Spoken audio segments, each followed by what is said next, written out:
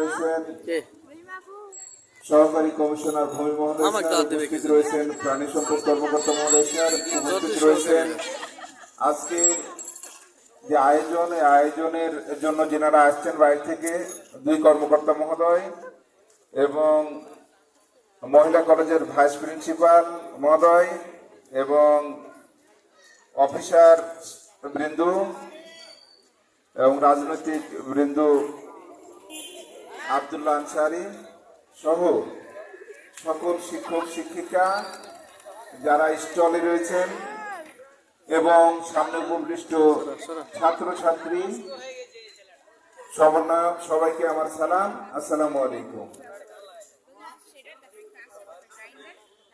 আমরা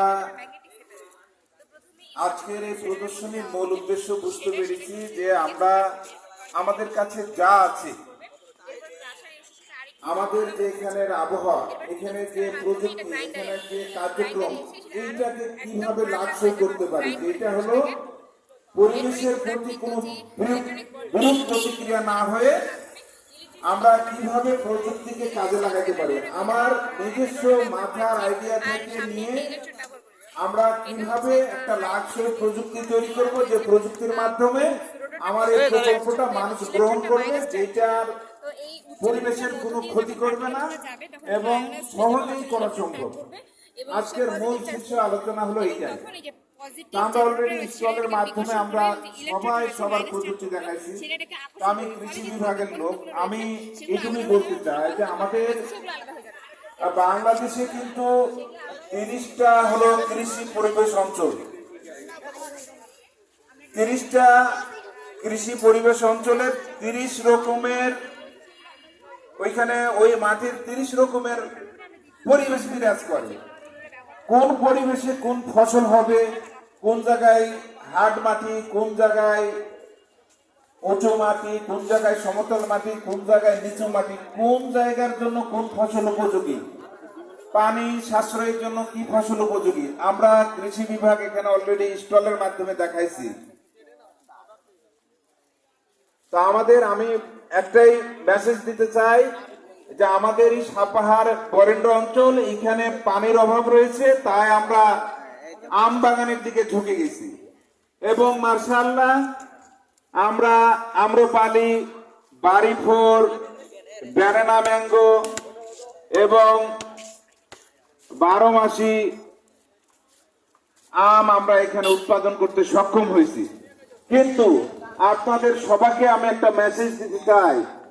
মেসেজ হলো এটা, আমরা যত্রতত্র ভাবে বীজ কিনে আমরা রোগ এবং পোকা সম্পর্কে না জেনে না বুঝে দোকানদারের কথা শুনে বা কোনো এমনি আপনার বিভিন্ন কোম্পানির এজেন্টের কথা শুনে যেন আমরা বীজ প্রয়োগ না করি। আমরা বীজ প্রয়োগ করে যেমন খাদ্যকে নিরাপদহীন করে ফেলছি, তেমনি পরিবেশেরও আমরা ভারসাম্য থেকে পরিবেশকে রক্ষা করছি না, যেটা আমাদের ভবিষ্যৎ প্রজন্মের জন্য ভয়াবহতা নিয়ে আসবে। তাই আমার অনুরোধ যে আমরা সঠিক সময়ে সঠিক ডোজ, সঠিক মাত্রা এবং রোগ এবং পোকা উপযোগী ঔষধ স্প্রে করব।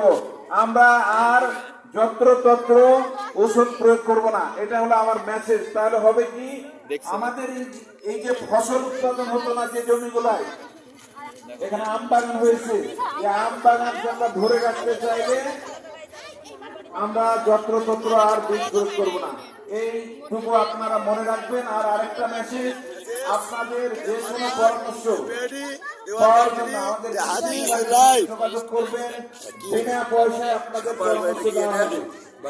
আমি আর কথা বাড়াচ্ছি না, এখানে অনেক বিজ্ঞ স্যারেরা আছেন।